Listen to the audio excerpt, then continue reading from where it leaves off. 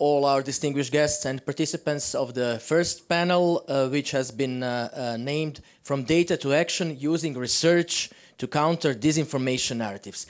First of all, as just a short introduction, I need to say that from Brexit, then to the pandemics, Russian aggression to Ukraine, climate change, migrations, to all of this range of phenomena, there are many disinformation narratives and ecosystems that are affiliated or associated with all these processes, and that undermine the resilience of Europe and European and Croatian institutions, but as well trusts of citizens to the institutions and to media, of course.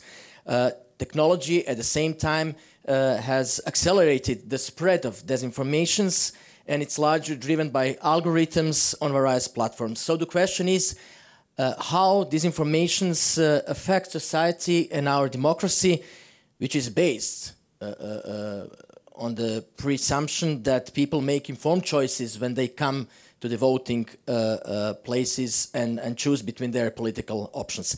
Our panelists on the first panel today are Professor Mato Brautović, ADMO coordinator from the University of Dubrovnik, then Professor Marijana Grbeša, researcher of ADMO Hub from the Faculty of Political Science in Zagreb. Among other things, you are the author of the study Strengthening Society's Resilience to Disinformation, published by the Agency for Electronic Media. Then here we have Professor Nebojša Blanuša, researcher at ADMO Hub from the Faculty of Political Science in Zagreb, and Jan Schneider, researcher at ADMO Hub from the Faculty of Electrical Engineering and Computing. Ms. Grbeša, I would like to start with you. We are witnessing a decline, that's for sure, in so-called elites and a rise of populism, which is attached very narrowly to disinformations and many conspiracy theories that are the consequence of this. And this creates a sort of disinformation chaos that we are witnessing. And this undermines, as I've said, trust to the institutions, including Croatian ones. And I would like that you tackle the kind of Croatian horizon in your remark. So how much this has damaged institutions, but as well not democracy as itself, but which is liberal democracy, still we would like to think here today in Europe and Croatia, but as well market economy, open society, all those foundations and values that are part of this European horizon that we would like to go through. So you ask so many questions that I don't think that the entire day would be enough to answer all of your questions. Populism first. Populism first.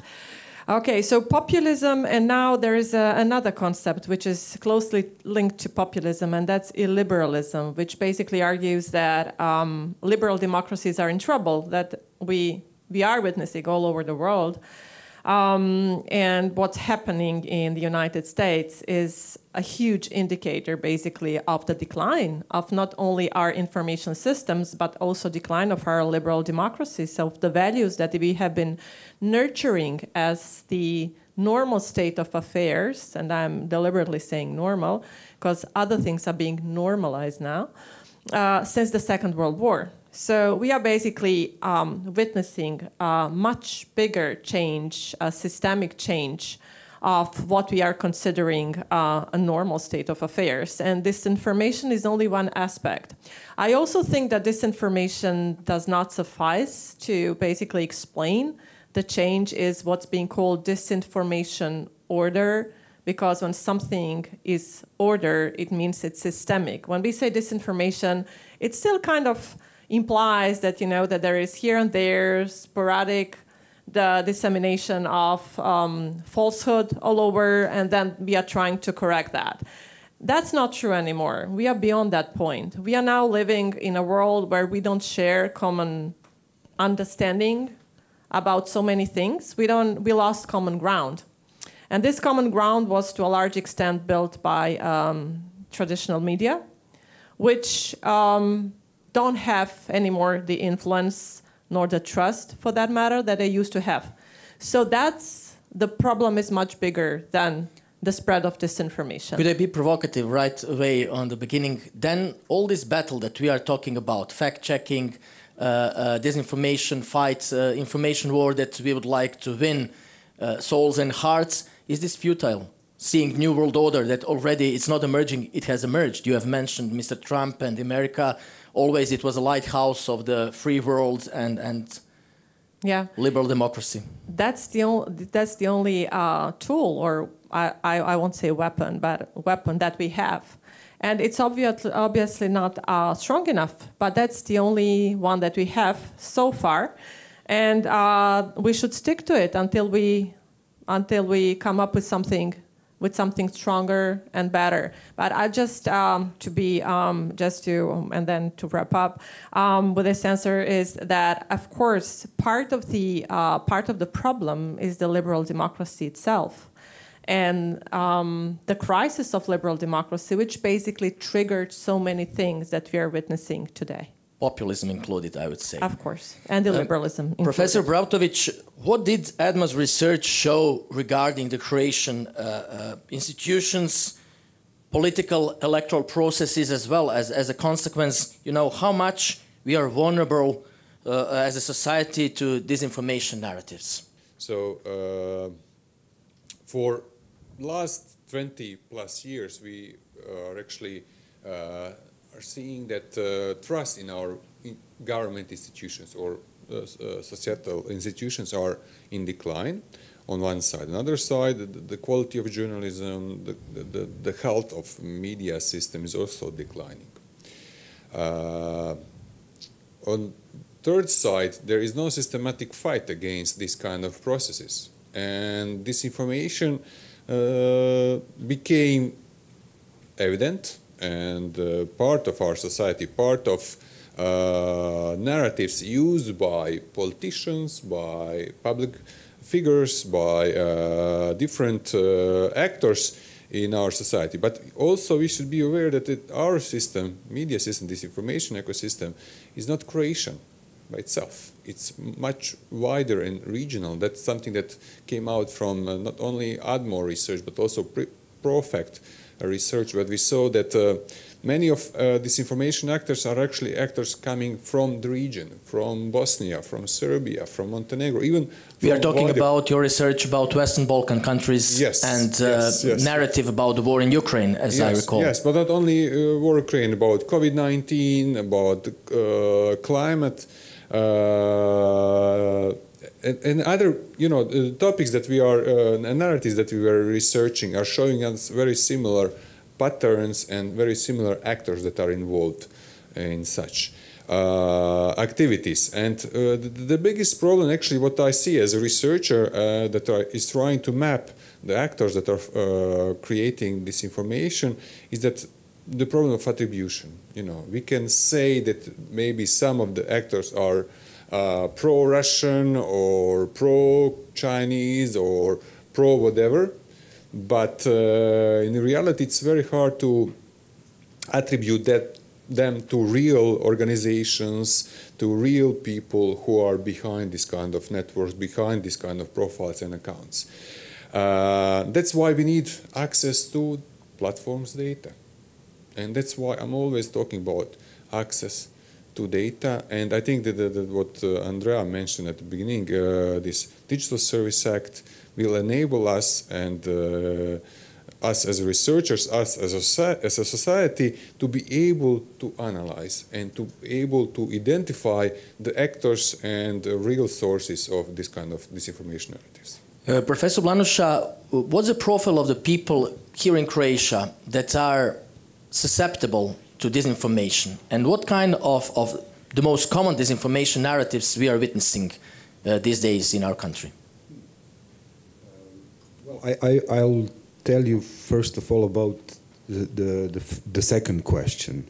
What we are dealing with since COVID, let's say, is and what we saw in our data and as well as in some other projects like which research digitalization in Europe and conspiracy theories, is that you have a kind of amalgamation of different smaller conspiracy theories which appeared or which continued from some previous periods. And since COVID and war in Ukraine, war between Israel and Hamas, you have something that we call a super conspiracy theory of global tyranny. In all those networks, especially Telegram, what we can see is that COVID is considered only as one episode, which continues with 15-minute cities, stories about great replacement of populations, then great reset.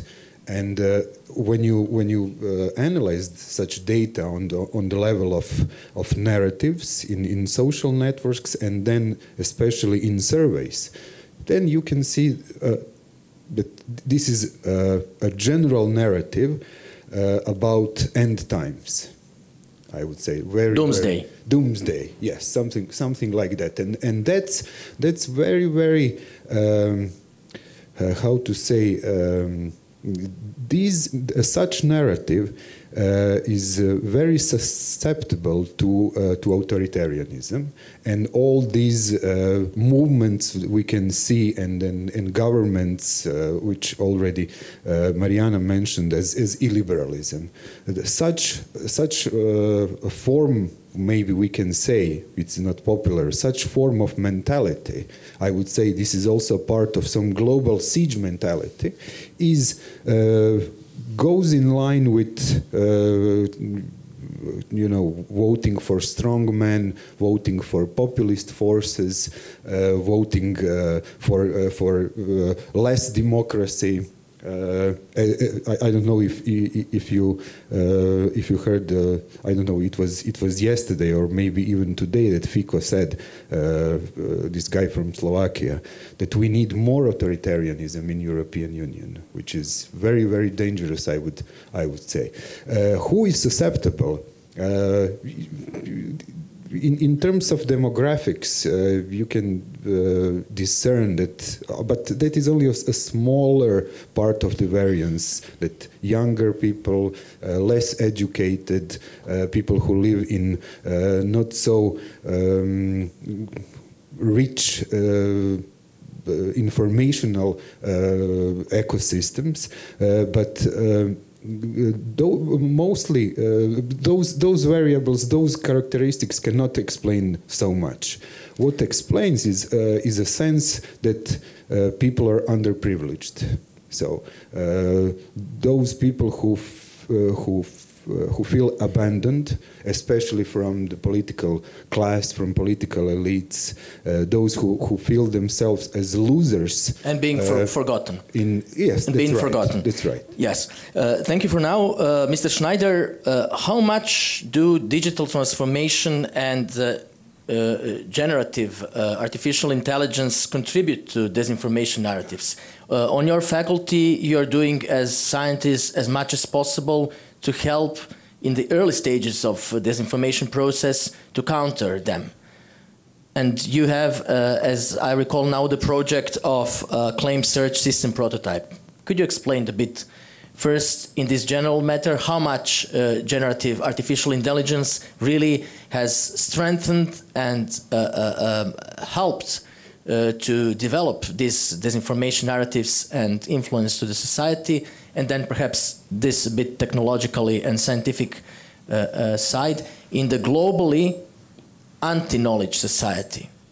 Okay, a lot of burden on my shoulders. Okay, AI in general is having a multifaceted role in the entire story here, as it appears in both the role of a savior, at least that's what we are hoping for, and of course the role of emphasizing, facilitating, strengthening all this madness around disinformation. It's always blessing and curse. It is. With technology, I guess, since it's never neutral, and at least it has, in most cases, two faces, so that the same holds for AI. And I guess I should start with saying that AI didn't help in the whole story. I guess it's mostly the other way. We did have these problems even without AI, but as of November 2022, with ChatGPT and the rise of generative AI, things became more difficult.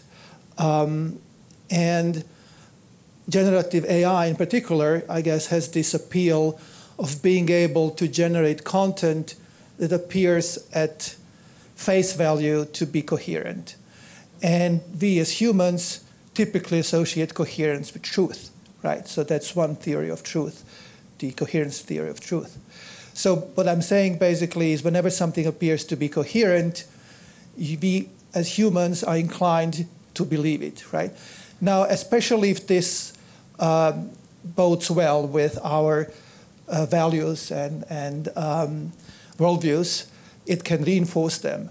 And that's exactly what the generative AI can be used for, to generate not only compelling disinformation, but as Mariana has nicely explained it, whole sets of narratives, basically, that propagate certain views on behalf of certain agendas. And that's something we didn't have before 2022, because AI was so infantile. Maybe you remember the Microsoft Tay chatbot. You know, it was put down in a matter of weeks or days even, because it was so bad in generating text, and also for other reasons as well. But everybody could, you know, point their finger and say, okay, this has been generated by AI. It's so silly, it just doesn't make sense. Now, this is not the case anymore, right? Nowadays, AI is producing genuine content, both in terms of text, images, as well as videos. And it's only going to get better. And the best that we could get is watermarking. Right. And this is not bulletproof, right? We know there is actually no technical solution to this problem, right? So AI isn't helping. And now to the second question of yours. So basically, you said we're trying to do all we can. This is a nice way to put it. I am not sure we are, actually. Especially, I'm sure I'm not doing this myself.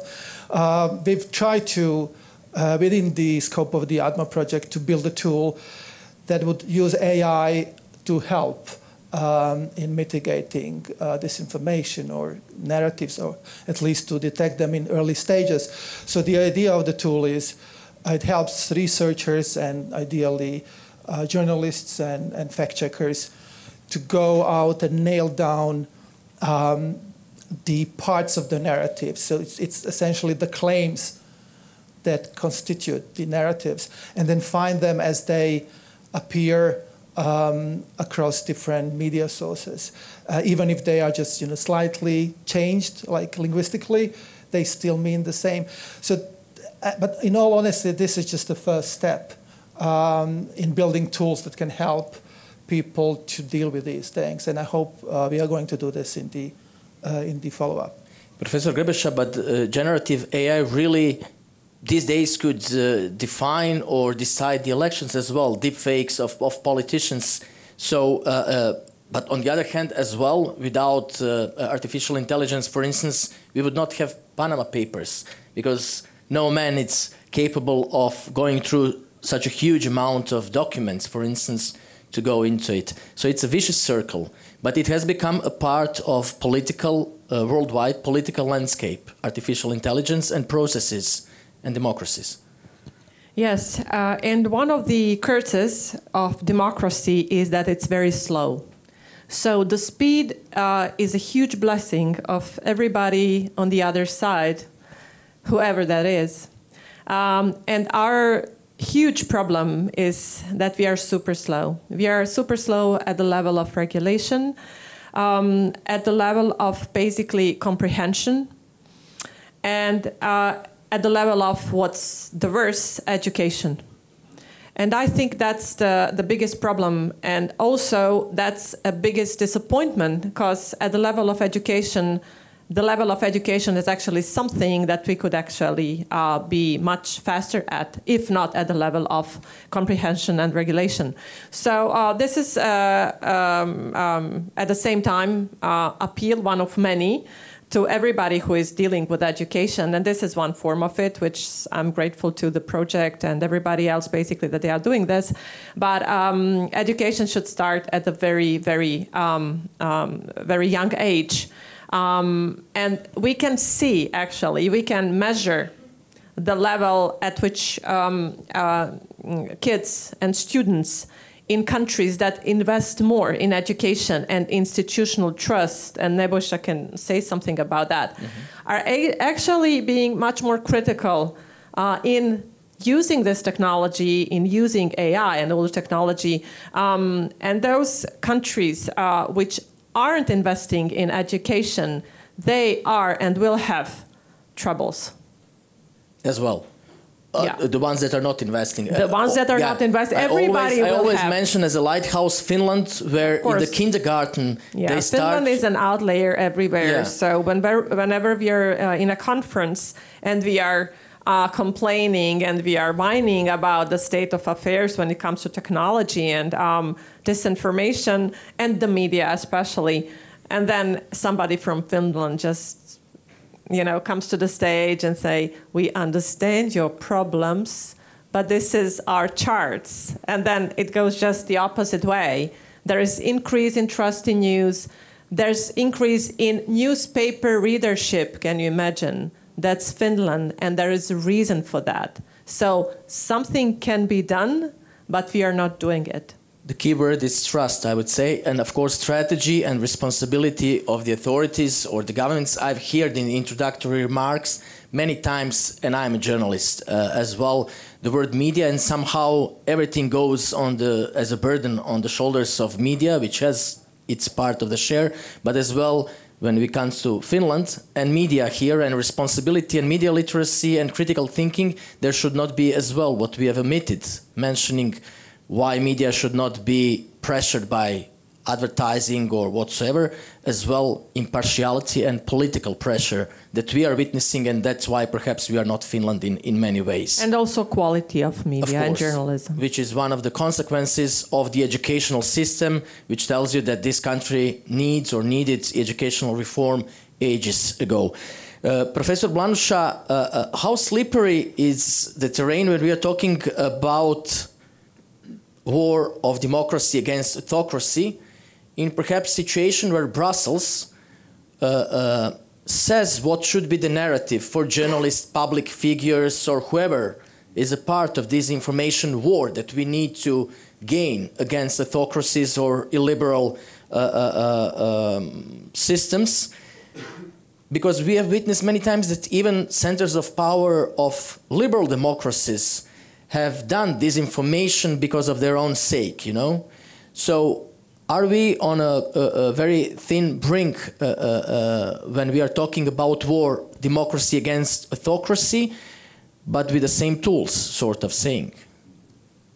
And we could have many examples, the war in Ukraine as one of such.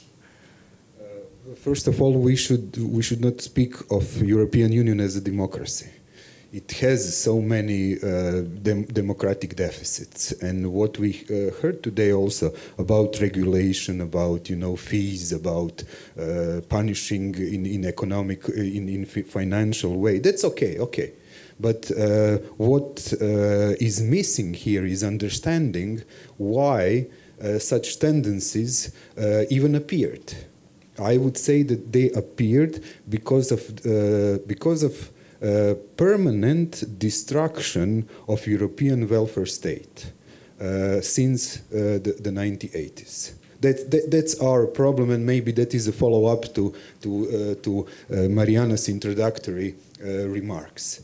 So what we are witnessing since the late 1970s and 80s in European Union, that is usually, that used to be called as neoliberal model, is something which started to destroy after Second World War consensus, which was established to prevent fascism to rise again. and all these problems that we are facing today. And this commercialization, destruction of the welfare state, destruction of intermediary institutions such as unions, cartelization of political parties, which are not anymore connected to their own voters, and also communities, invention of post-truth, etc. All this helped very much for citizens to feel rage, to feel underprivileged, and to vote for such figures that that are not a real solution to all those problems. Those strongmen that I already mentioned are just another symptom which is also compatible with neoliberal model. They function. But does the EU knows how to fight against those narratives then, or not? I'm not sure. Because I would say, of course, we have as well in Croatia the best laws, anti-corruptional one or whatsoever. In the European Union, in Brussels, the best DSA or AI Act. But when it comes to the field, and talking to people and voting at the end of the day, does the European Union and European political elites, if we define elites as we have defined them 50 years ago, have a solution or not for those kind of tendencies that we are witnessing now? And Romanian case could be really a case study. I don't see they have a real solution. I can see only more surveillance, more how to say, a big disinfo discourse, which is dominant in European Union, which reminds me of something that was popular in 1930s, 40s, 50s, and 60s relating to conspiracy theories.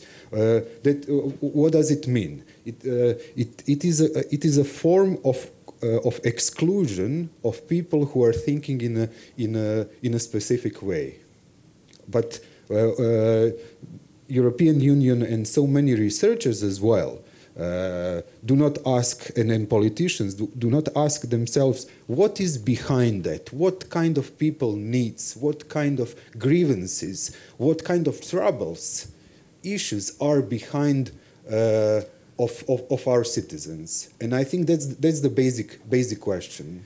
Thank you. Professor Brautovic, we are aware that in the States, after Trump's re-election, Meta has pretty much annihilated fact checkers.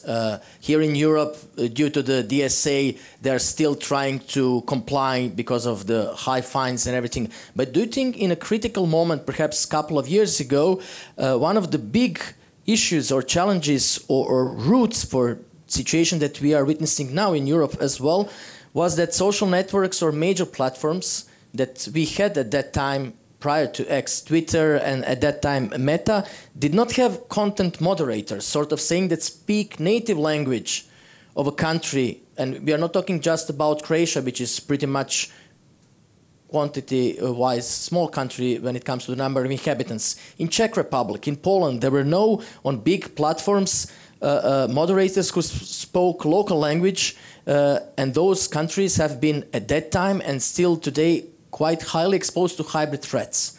Was that one of the reasons why today we are witnessing these kind of tendencies today, where not just in Croatia, perhaps in some of the service, President Putin gets a high percentage of support? I think the answer is, you already gave the answer to us. So what I know is that the platform's Meta, at the first place, is covering only 65 languages. And there is thousands of languages right now in the world. And there are so many examples in Africa, in Asia, where they don't have anyone in a team that is dealing with disinformation and misinformation. Myanmar is one of the best examples, and the atrocities that happened a few years ago, thanks to the fact that no one was on the side of Meta or any other platforms actually trying to mitigate disinformation in that country. I think the platforms are just part of the problem. it's also our personal responsibility. That's something that is not emphasized and very rarely mentioned in different documents. So we should all be aware of the fact that just because something is published online doesn't mean it's true. And we should all be very proactive in analyzing the information before accepting that as a fact. That's one thing. And the second thing, we always talk about media literacy as probably the best solution to fight against disinformation and conspiracy theories. But usually we have only kids in this system. And actually what Nebojša detected and some other research also detected is the fact that people who believe to conspiracy theories, people who believe in disinformation are actually people who left aside. And we left a bit huge part of our society aside who are not part of this systematic approach of media literacy.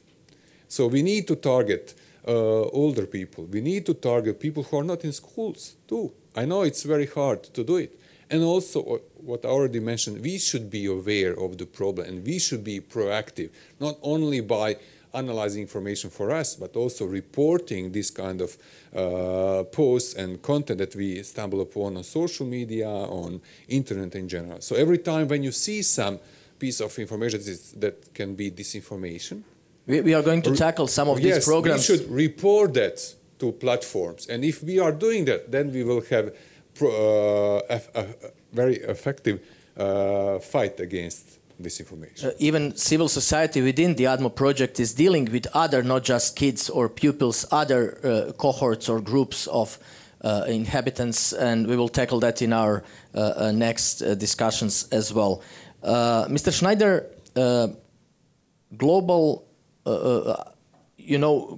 seeing cognitive dissonance.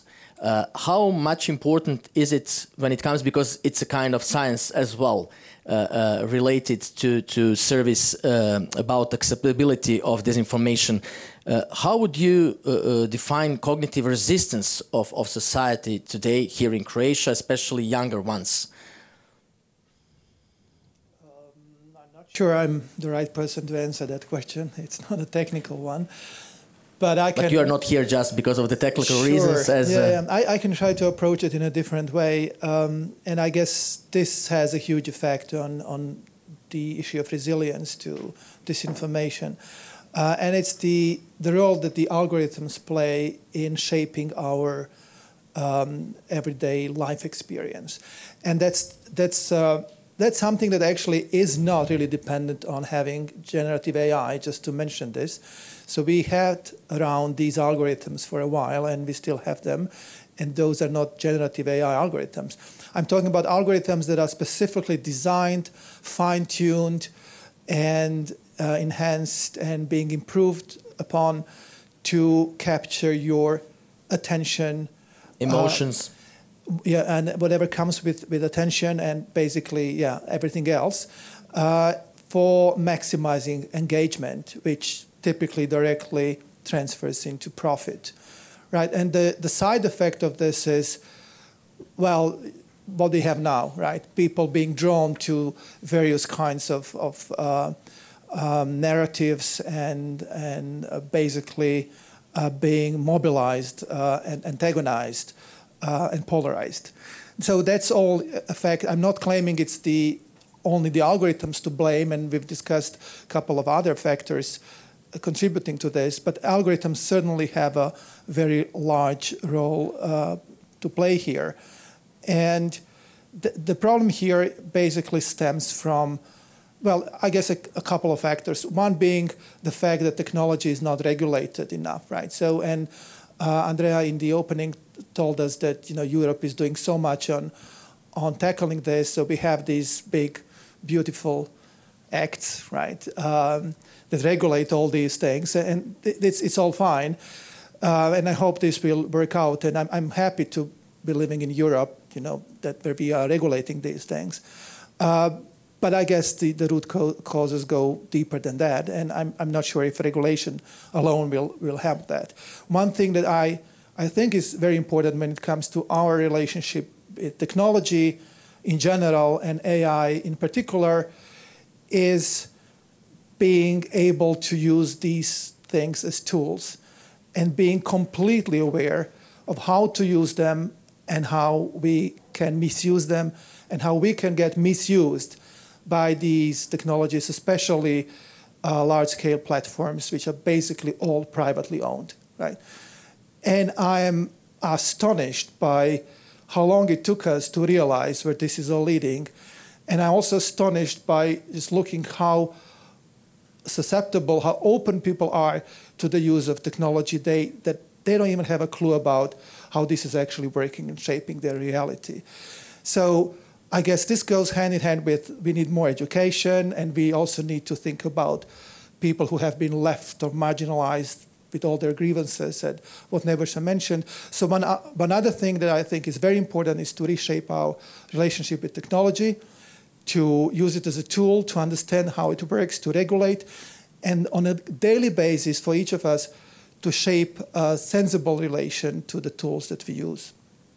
Professor Gebesha, do you think that in the future, the decisive fight and battle that we need to do for hearts and minds is the young generation? That there are some surveys that, at least here in Croatia, they believe as a source of the news to YouTube or to TikTok pieces of their generation. For them, this is news, which they spread and consider as a source of verified news. And do you see any kind of strategy in that regard here in Europe and in Croatia? I mean, if there is no strategy in Brussels, there will not be it in Croatia solely as well. But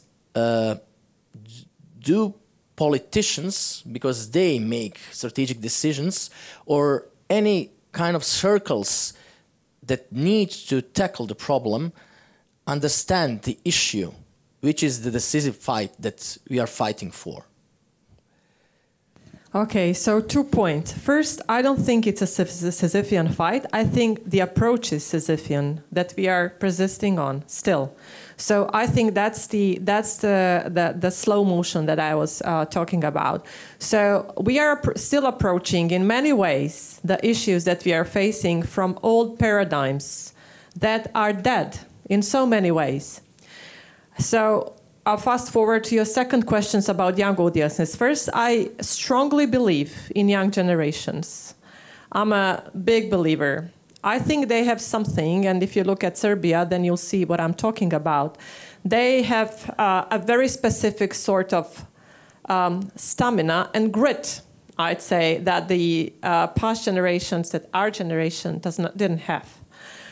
I also think that's because they live in luxury in so many ways. They live in abundance. They can choose.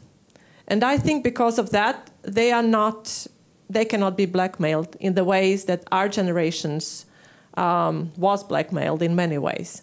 So I think that's a very good starting point. However, I think there's a huge dissonance between the institutions and young generations because we are not talking their language. I was talking to the European Parliament the other day, and I raised the issue of newsfluencers. So influencers, which are basically newsmakers. And I was surprised to see that many of the MPs who were sitting there have never heard of the term and have never actually thought about newsfluencers as consider them to be mainstream. We are still talking about these phenomena as fringe, as alternative. It's not alternative anymore. So we are still talking about Facebook as the new media. Ask young people. They're like, come on, it's cringe, if you're using Facebook. Ask our students, let alone younger generations. So this is the problem. The way in which, and we in our project, I think we progress so much. And Nebojša made a great point by saying we cannot build cordon sanitaire to disinformation or to conspiracy theories. It's impossible. We thought it was possible, maybe at the beginning of our project, but we learned a lot. I spent a year now in the United States, and I spoke a lot to MAGA people. I was in the streets with MAGA people during inauguration to try to understand why they decided to support Trump in such a fandom-style way. And they told me a lot of these people, and again, speaking about the cordon sanitaire, lots of my colleagues don't talk to MAGA people from the university. They just don't. And lots of these people, they told me that they want Trump now. They expect Trump to bring common sense to politics. Well, we are now seeing Trump's common sense, but that was their expectation because they thought that the politics that they were witnessing is not commonsensical. So for them, that's common sense. And we have to understand why. We cannot just say they're horrible people, because they're not. Just we need to understand them. That's very important. That was the mistake of deep American state, perhaps, and I'm afraid that this bubble in which Brussels and so-called elites or bureaucrats are living in as well might burst, or it's already burst here in Europe. Professor Blanusha, what do you think? I mean, we have heard so many times mainstream media or conventional media and the others. They have taken over, you know. They are producing, distributing not just big platforms or networks, but as well individuals that have become media. After Elon Musk, nothing exists. That was the zero year of counting the time. Media, it's all you. So in that regard, I mean, is there a way, a middle way, how to deal with informations that are being spread by one, obviously anachronic side, and the new one, or already this wave has overflooded all European Union, and mainstream media or conventional media are just dying away, and for 2 or 3 years, with especially AI being so fast, you know, perhaps these days, perhaps fact checkers are not needed in some parts of Europe anymore, or for 2 years they will be unnecessary. Perhaps journalists, as we know them as such, would not be as well professions in the near future. For me. Okay, I mean, but asking perhaps Or as well Mato. as or Mato, Mato who has with young generations that supposedly are studying journalism and much more public affairs, I would say, that tells you a lot how much the perception of journalism at young generations' point of view has been changed as well. Could share with us his thoughts. So mainstream or conventional media and the others that have been defined, the others by conventional media, you know. Okay, hard question. That's why we are fighting against around the mic. Anyway, you know, I'm pretty sure that we are all aware that mainstream media lost monopoly on mass audience. You know, as you already mentioned, the platforms took part of the audience, influencers took part of the audience. Too, you know, it's on one moment, or actually in this moment, it's probably the most democratic moment in sense of communication systems in history, because you know, a single person can be influential enough to fight against system, against governments, against public figures, against media, etc. Everything that we know as liberal democracy. So on one moment it's positive, on other side it's not positive, because it's also abused by different actors for spreading misinformation, disinformation, and etc. As I already mentioned, responsibility is on all of us, not governments only, not fact checkers. You know, if we think about fact checking, we are talking about very limited number of people. You know, during the COVID, we left all fight against misinformation, disinformation on the shoulders of 10 or 15 people working in factograph. Of course, they were making mistakes. We were, you know, can you imagine? You know, even governments and scientists were making mistakes, and then you have these few volunteering to fight against some actors, some state actors, some huge networks of different sources, people, organizations who are spreading misinformation, disinformation, conspiracy theories because of some strategical or whatever goals are behind. So what we do as ADMO is actually this multi-stakeholder, multidisciplinary, multi-sector fight, and that's only solution for the problem.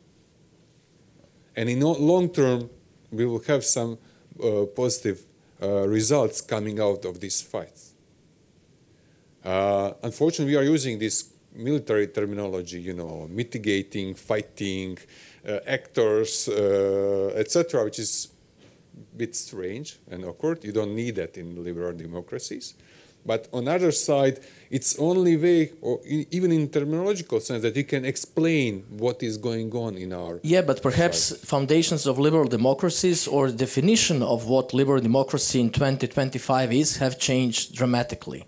You wanted to add something, yes, about the future of journalism. Of course, journalism is in big trouble almost everywhere. And its future is going to be, again, battle. It will depend on the battle for young audiences. If journalism loses and media, but I'm saying journalism loses its audiences, then there is no journalism. So that's one thing. But the other thing is that credible content is going to become value again. It must become value again. However, there is another term that it is now very, very hyped as illiberalism or populism, and that's authenticity. Authenticity is the value in politics and news alike. Young audiences, they want their source, news source that they can relate with. They want a news source that's relatable, that's authentic. That's why newsfluencers, podcasters emerge as very approachable, very attractive sources of information. So young audiences have migrated already to social media. So that's the change of approach that I'm talking about. If we know that, and we keep insisting on paradigms like freedom of journalism, freedom of news, they don't care. We have to understand that. We have to fight for these values, but we have to adapt our terminology and our system to young generations. But this authenticity doesn't mean that needs to be democratic as well. If someone is authentic... Definitely, but that's the fact, because the other side has sized the value, has learned how to instrumentalize authenticity. We didn't. That's the problem. So there's a big debate also in the United States now. Does the left need their Joe Rogan? It's a big debate. Do they need their so-called manosphere? And then the answer from many is you can create that manosphere or Joe Rogans or whoever, but is it going to be authentic? So that's the big thing. But perhaps they have not been prepared. They have Bernie Sanders as the left populist on the other side of Trump. So if we have Bernie Sanders and they are just ignoring Bernie Sanders, and he is a man of 80-something years, is the most energetic and the most engaging person on Democratic left in the United States, that means that you have big problem. Yeah, that tells you the age of the gentleman. You know, about how much democracy or democratic forces in the States have matured, one could say. Okay, now there is some time perhaps for some questions from the audience, Q&As. You have very knowledgeable people here in front of you. Are there any questions that you would like to pose? Yes, please. I'm Irena Radej from University North. I'm very happy to be here. I think it's a great panel and great wrap-up of your project. I would like to go back maybe a few minutes You'll remember when you mentioned that the underprivileged are the victims of, or prone to, more susceptible to disinformation. There is, I think, one demographics that sort of slipped off a radar. During the pandemics, I had a small chat first with my colleagues from Medical School of Medicine in Zagreb, and then we made sort of, it was difficult to organize, but however, small inter-student project, and we discovered that there were several, not just where, but they are still there, several, I would say, dozens of professors on School of Medicine in Zagreb who were strongly opposed to vaccination and spreading that opinion to wherever they could. So these are clearly people who are not underprivileged, clearly people who are not educated, and they're at the very hub of spreading the knowledge. I think they are not the only ones who are not underprivileged and not uneducated, who are at the... How would you comment on that fact? To whom the question would be posed? Well... Or perhaps Professor... Perhaps Professor Blanusha, yes. I remember we had very interesting talks back then about... Yeah. Well, I think it's hard to answer your question because to answer it correctly, we should know what were their reasons to be against vaccination, because there could be some medical explanation about that. I would expect that from this group, and for that reason, I'm very reluctant to give some definite answer. Of course, you have people who are in different stratums of society may be more susceptible to this info, to some conspiracy theories. But what we were talking about here are the results of our statistical analysis, and that is not, one to one. Those insights are based on the logic of huge numbers.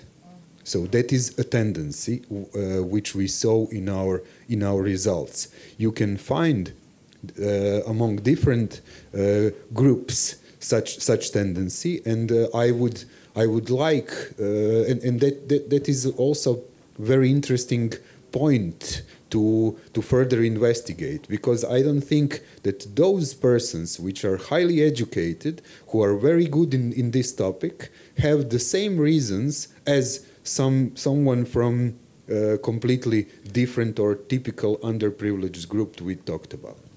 We are talking about strong and quite typical anti-vaxxers train of thought of theirs. That was the problem. Maybe I can give a little bit of answer to your question. So anti-vaccine kind of movement is not something that came to our society recently. It's something that we have for decades, and it's research for decades. And it's not just about education and background. We know there was huge resistance even like 50 years ago. I even have family story where my grandfather during early 1970s went to ask his doctor if he will be vaccinated in time of what was the disease, velike boginje, I don't know what is English term. So I'm trying to explain you this kind of mindset exists in our society, for a long period of time. And we think, if we think about history of anti-vaccines, it can be found back even in 19th century when the first vaccines were invented. So what I'm trying to tell you is that maybe this is a specific case which cannot be used for other conspiracy theories on the same way as it was in case of COVID-19 and anti-vaccine movement. But as would well, you not perhaps connect it? Excuse me. Would you not connect it with a mental mental train of thought of I don't know, Western Balkans, something typical, maybe to a lack of authentication? Yeah, okay. Don't go that way. I'm really sick of such pathologization of people from the Balkans. Not meaning Balkans. I would agree. If I just can make a remark, I'm not 50 years more older, but as I recalled, in those years and in socialism, people might have believed much more in knowledge, not just in Western Balkans or in this region, but worldwide, because as I've said, we are witnessing anti-knowledge narrative and kind of a system that it's imposed these days in the world. I would disagree as well, because if I recall, during the COVID-19 crisis, it has been proven that especially people from Western Balkan countries and Southeastern Europe that have been vaccinating in socialist times have been more resilient to COVID-19, but not to make this kind of COVID-19 discussion. I will kindly ask, I think that of course, they have given you the answer. I was just referring to medical faculty in Zagreb as a potential hub of knowledge, and maybe a lack of authenticity of those, which Professor Grbesha mentioned, a serious lack of authenticity of those professors, which were, I would really point out, several dozens of them. They were not sincere. But perhaps, and then we will finish here, I recalled in Serbia we had Dr. Nestorovic, who had the authenticity but was anti-vaxxer. So everything depends how you look upon it or not. I don't know, do we have one more question perhaps from the audience? Please. Thank you for your lecture. My name is Nicolas Bayon. I'm from Embassy of Belgium. I had a question about this disinformation, especially in the context of war of Russia and Ukraine. And I was wondering, because we were speaking about all these debunks of all these fake news and etc. And I wanted to know you about this other argument that sometimes pop up somewhere, whether it's actually necessary to point out to all these actually fake news. Because sometimes the only reason of all these fake news, especially as it's so easy to produce them, considering there is AI, that actually we only attract more attention to that while pointing out to this. And maybe it would be much easier to not only pay attention to that and not actually involve all these journalists who are pointing out in this news, because maybe the only one reason is of some of the actors, maybe state actors or whatever, is that just to bring attention and to find the audience who will not even check this, but only will see the title and have this emotional maybe approach, because, well, obviously all these fake news are trying to play on the emotions of some people, of anger. So I would just like to know your opinion on that, whoever want to answer. If I understood well, this goes in line what Professor Grbesha said, that we are pretending like this is not existing or not. Is this the good approach that the young gentleman has suggested? I think fact checkers are very much needed. That's, if that wasn't clear, very much needed, because that's the basically almost only platform that we have. That's one thing.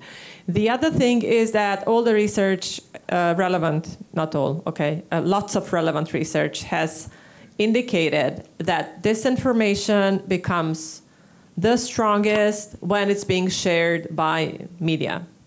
So there is something called trumpet of amplification, which basically shows that disinformation has the strongest and the most powerful effect when it's being shared by mainstream media. It can be shared in many different ways. Debunking is one of them. So that's one thing, okay? So this is, when we debunk it, we actually share it. and then people can say, maybe there's something there, right? And otherwise, they wouldn't have seen it. So that's a big concern about about the approach to disinformation. On the other hand, you need to fact check it. And we've seen so many different crazy things when we were researching Russian propaganda. And I'm going to mention one that was fact checked also by our partner, France Press. And that's, for instance, when Olena Zelenska was going to shopping sprees all over the world. And this is kind of information, this is a great propaganda, because this is something that people like to click, right? When you see that, oh my God, look at her. Showbiz, right? Lifestyle, you know. Or Brigitte Macron is actually man, right? All my students know that. And if you ask them, you know, what's the political position of her husband, Mr. Macron, they're not very sure, and they are students of political science. But he's boxing. Yeah. But, so this is something, you know, what they're going to find. But if we train them how to check this information, if we learn them how to, you know, how to Google, how to how to Google Zelenska and Paris, you know, that's something that that would make some difference. So I think, and that's your point is also about the quality of journalism. Lots of our media in Croatia would no doubt publish this fake news with a question mark, saying, did Olena Zelenska go to a shopping spree? Question mark. That's the problem of our journalism. That's hashtag clickbait. Yes, and this is something that, you know, this is something that countries can do something about. And of course, educational system. Thank you very much. So we have come to the end of this first panel. 1 hour of this very interesting discussion has passed and ended. I invite you now for a 15 minutes break, for a coffee break, and then we will proceed with 2 other panels regarding media literacy and fact-checking. Thank you very much. Thank you for our distinguished guests and participants to this panel.